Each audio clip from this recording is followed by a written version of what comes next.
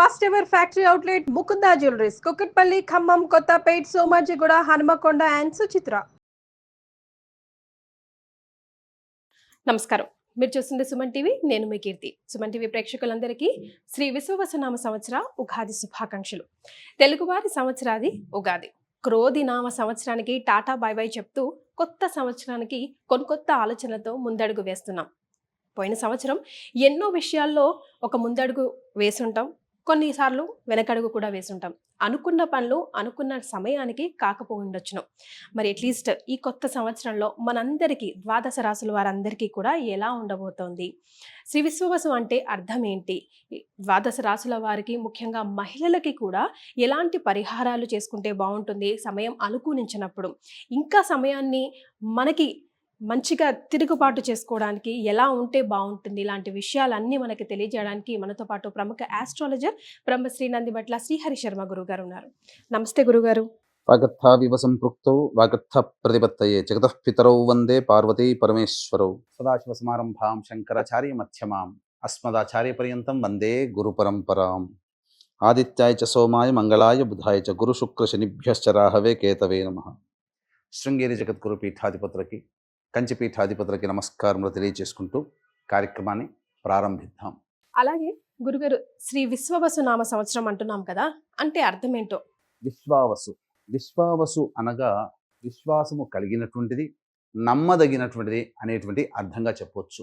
అంతేకాకుండా విశ్వావసు అనేటువంటిది గంధర్వరాజులలో ఒక రాజు.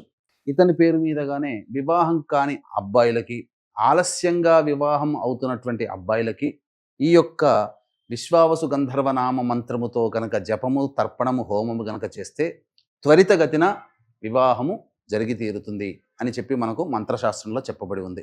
గురుగారు, ద్వాదశ రాశిలో భాగంగా శ్రీ విశ్వవసు నామ సంవత్సరంలో వృషభ రాశి వారికి ఎలా ఉంటుందో తెలియజేస్తారా? ద్వాదశ రాశులలో భాగంగా వృషభ రాశిలో జన్మించినటువంటి వారికి ఈ విశ్వావసు నామ సంవత్సరంలో ఏ విధంగా ఉండబోతుంది మనం క్లుప్తంగా తెలియచేసుకుందాం. ఈ వృషభ రాశిలో జన్మించినటువంటి వారికి ఆదాయం 11, వ్యయం 5, రాజ్యపూజ్యం 1, అవమానం 3. ఇక 12 మాసాల పాటు ఉన్నటువంటి సమయాన్ని 3 టైమ్ జోన్స్ లాగా మనం డివైడ్ చేసుకుంటే కనుక ఏ టైప్ జోన్లో ఏ విధంగా ఉంటుంది అనే విషయాన్ని కూడా మనం క్లుప్తంగా చేసుకొని తెలియచేసుకునే ప్రయత్నం, తద్వారా మీకు ఈజీగా అర్థమయ్యే ప్రయత్నం తెలియజేస్తాం. ప్రధానంగా మే 14th వరకు కూడా, అనగా మే 13th వరకు గురువు వృషభ రాశిలోనే స్థితి పొంది ఉంటాడు.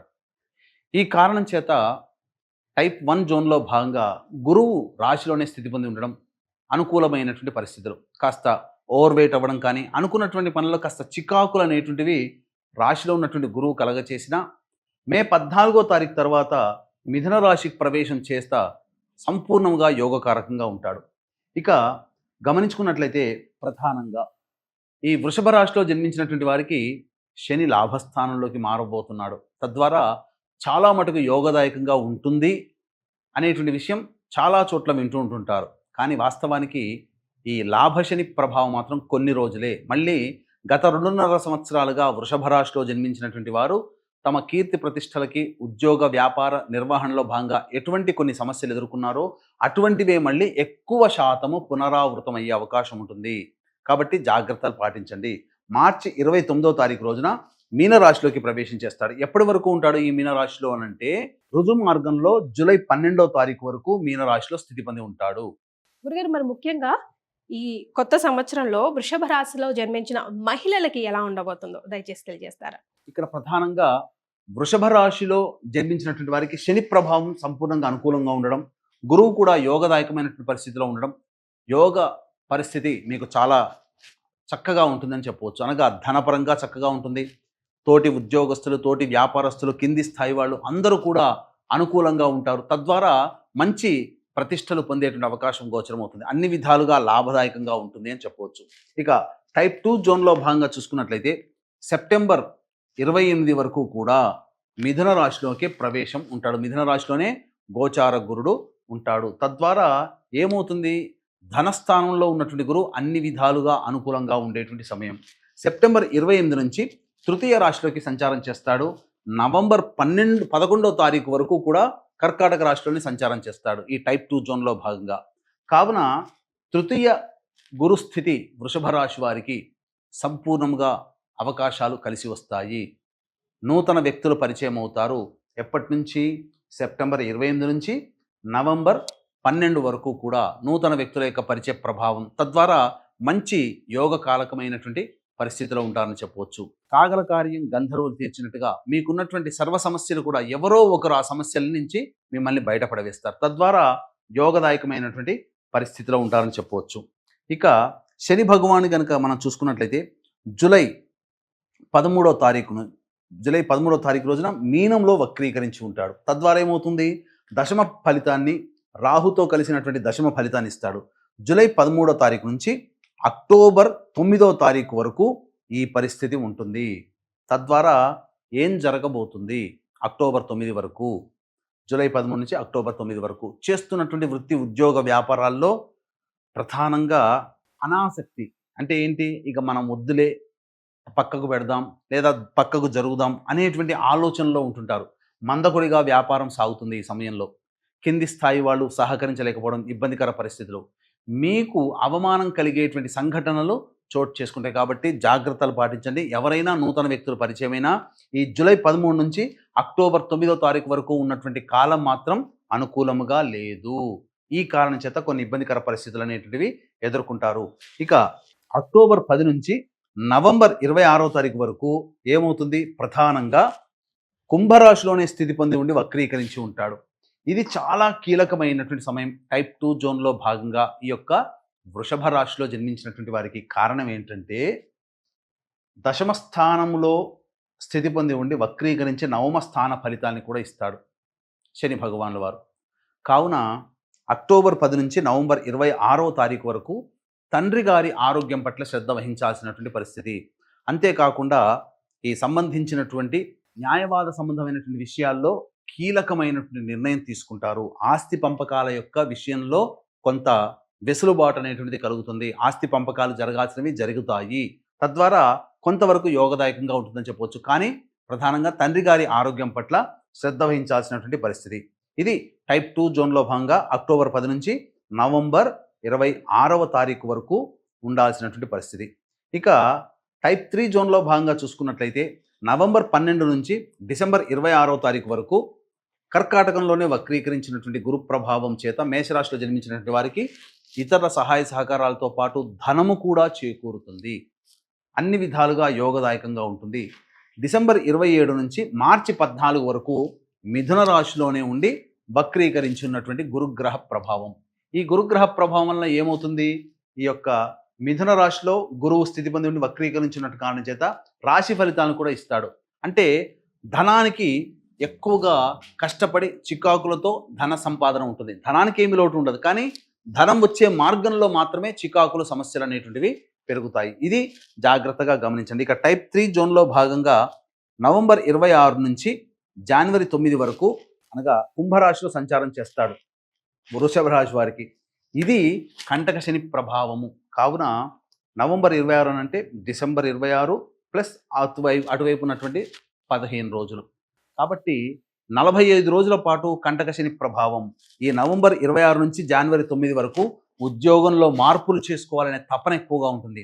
వ్యాపారంలో విస్తరణ చేయాలనే ఆలోచన ఎక్కువగా ఉంటుంది. కానీ కార్యరూపం కనుక దాల్చితే నష్టపోతారు అనే విషయాన్ని గుర్తుపెట్టుకోండి. ఇది టైప్ 3 జోన్లో భాగంగా ఈ యొక్క వృషభ రాశిలో జన్మించినటువంటి వారికి చెప్పగలిగేటువంటి సూచనలు. కాబట్టి ఈ చెప్పినటువంటి సమయాల్లో ఏ విధంగా జాగ్రత్తలు పాటించాలి, ఏ విధమైనటువంటి ఫలితాలు కలుగుతాయనే విషయాన్ని మీరు జాగ్రత్తగా ఆలోచించే నిర్ణయం తీసుకోండి. సో మరి వృషభ రాశి వారు ఎలాంటి పరిహారాలు పాటిస్తే ఈ సంవత్సరం ఇంకా బాగా కలిసి వస్తుందంటారు గురుగారు? ప్రధానంగా ఈ రాశిలో జన్మించినటువంటి విద్యార్థులకి గురుబలం సంపూర్ణంగా ఉండడం చేత అన్ని విధాలుగా పరీక్షల్లో ప్రథమ శ్రేణిలో ఉత్తీర్ణులవుతారు. అంతేకాకుండా ఈ సంబంధించినటువంటి వృషభ రాశిలో జన్మించినటువంటి రాజకీయ రంగ ప్రముఖులు ఎవరైతే ఉంటారో వాళ్ళకి అధికారుల యొక్క అండదండల ప్రభావం వలన ఏదైనా కోల్పోయిన చోట మళ్ళీ తిరిగి దక్కించుకునే అవకాశాలు ఎక్కువగా ఉంటాయి. పోటీ చేస్తే కనుక ఖచ్చితంగా ఏ పరిస్థితులైనా విజయాన్ని పొందే అవకాశం ఈ వృషభ రాశిలో జన్మించినటువంటి రాజకీయ రంగ ప్రముఖులకు ఉంటుంది. కానీ ధనం మంచి నీళ్ళలాగా ఖర్చు అయిపోతుంది. ఈ వృషభ రాశిలో జన్మించినటువంటి సినీ కళారంగ ప్రముఖులు ఎవరైతే ఉంటారో వాళ్ళకి ప్రభుత్వ పరముగా అవార్డులు రివార్డులు వచ్చే అవకాశం ఉంటుంది. మంచి ప్రాజెక్టులో సైన్ చేస్తారు. ధనాదాయం కూడా చాలా చక్కగా ఉంటుంది. పేరు ప్రఖ్యాతలు ముఖ్యంగా పెరుగుతాయని చెప్పవచ్చు. ఈ యొక్క వృషభ రాశిలో జన్మించినటువంటి ప్రధానంగా సిమెంట్, ఇసుక, ఎడిబుల్ ఆయిల్ మరియు ఈ సంబంధించినటువంటి ఆటోమోటివ్ రంగంలో, అలాగే మైనింగ్ వ్యాపారస్తులు, ఇలాంటి ఇసుక బట్టీలు నిర్వహించేటువంటి వాళ్ళు, ఇటువంటి వాళ్ళు కొంతకాలం అనగా శని ప్రధానంగా 13వ తారీఖు జూలై 13వ తారీఖు నుంచి నవంబర్ 26వ తారీఖు వరకు అనుకూలంగా లేని కారణం చేత కొంత ఆ చెప్పినటువంటి వ్యాపారస్తులకి మాత్రమే కాస్త నెమ్మదిగా సాగుతుంది, వ్యాపారము మందకొడిగా సాగుతుంది. కానీ మిగతా అన్ని రంగాలలో ఉన్నటువంటి వాళ్ళకి మాత్రం సంపూర్ణమైనటువంటి యోగకాలంగా చెప్పవచ్చు. కాబట్టి అనుకూలమైనటువంటి పరిస్థితులు యోగదాయకంగా ఈ యొక్క వృషభ రాశిలో జన్మించినటువంటి వారికి అన్ని రంగాల్లో ఉన్నటువంటి వారికి గోచరమవుతుంది. ప్రధానంగా ఈ యొక్క వృషభ రాశిలో జన్మించినటువంటి మహిళలకి సంపూర్ణమైనటువంటి యోగకాలంగా చెప్పవచ్చు. మీ యొక్క మాటకి విలువ పెరుగుతుంది. కుటుంబంలో ఉన్నటువంటి సభ్యులందరూ కూడా మీకు గౌరవ మర్యాదలకి ఎటువంటి లోటుపాటు కానివ్వరు. అంతకుముందు మిమ్మల్ని అవమానించిన వాళ్ళే ఇప్పుడు మిమ్మల్ని చాలా ప్రేమగా గౌరవంగా చూసుకుంటారు. అంతేకాకుండా బాధ్యతలు పెరుగుతాయి. బాధ్యతలతో పాటు గౌరవ మర్యాదలు కూడా పెరుగుతాయి. తత్కారణం చేత అన్ని విధాలుగా ఆనందదాయకమైనటువంటి పరిస్థితిలో ఈ వృషభ రాశిలో జన్మించినటువంటి వారు ఈ సంవత్సరం అంతా కూడాను గడుపుతారని చెప్పవచ్చు. ముఖ్యంగా వివాహం కావాల్సినటువంటి అమ్మాయిలకి వివాహం జరిగి తీరుతుంది. సంతానం కోసం ఎదురు చూసేటువంటి వాళ్ళకి చక్కటి సత్సంతాన ప్రాప్తి అనేటువంటిది ఉంటుంది. అన్ని విధాలుగా యోగదాయకంగా ఉన్నటువంటి ఈ వృషభ రాశిలో జన్మించినటువంటి మహిళలకు ఏ వ్యాపారమైనా కానీ చక్కగా ముందుకు తీసుకుని వెళ్తారు. మీకు ఇచ్చినటువంటి బాధ్యతని సంపూర్ణంగా నిజాయితీతో ఈ సంవత్సరం పూర్తి చేసుకొని అందరి మన్ననలను పొందుతారు. ప్రధానంగా మిమ్మల్ని తృణీకరించిన వాళ్ళే గౌరవించి హక్కున చేర్చుకునేటువంటి పరిస్థితులు ఉంటాయి. ముఖ్యంగా గత సంవత్సరం పొరపచ్చాలతో దూరంగా ఉన్నటువంటి భాగస్వామ్య వ్యాపారస్తులు కానీ, లేదా దూరంగా ఉన్నటువంటి స్నేహితులు, బంధువులు కానీ, లేదా దంపతులు కానీ మళ్ళీ కలుసుకునే అవకాశం, హాయిగా ఆనందంగా కొనసాగే అవకాశం గోచరమవుతుంది. అన్ని విధాలుగా యోగకాలమని ఈ మహిళలకు చెప్పవచ్చు. ఉద్యోగాల్లో చేరాలన్నా, లేదంటే ఉద్యోగాలు మారాలన్నా, లేదంటే కొత్త వ్యాపారం స్టార్ట్ చేయాలన్నా, వ్యాపారాన్ని మరింతగా విస్తరించుకోవాలనుకున్నా, ఈ సంవత్సరంలో వృషభ రాశి వారికి ఏ సమయం, ఏ నెలలో ఏ సమయం అనుకూలంగా ఉంటుందంటారు? ఒకసారి తెలియజేస్తారా? ఈ యొక్క వృషభ రాశిలో జన్మించినటువంటి వారికి ప్రధానంగా సమస్యలు అనేటువంటివి తప్పవు. అంటే ఏ వ్యక్తికైనా సమస్యలు తప్పవు. ముఖ్యంగా శని అనుకూలంగా లేని కారణం చేత చాలామంది అనుకుంటారు లాభశని ప్రభావం అని.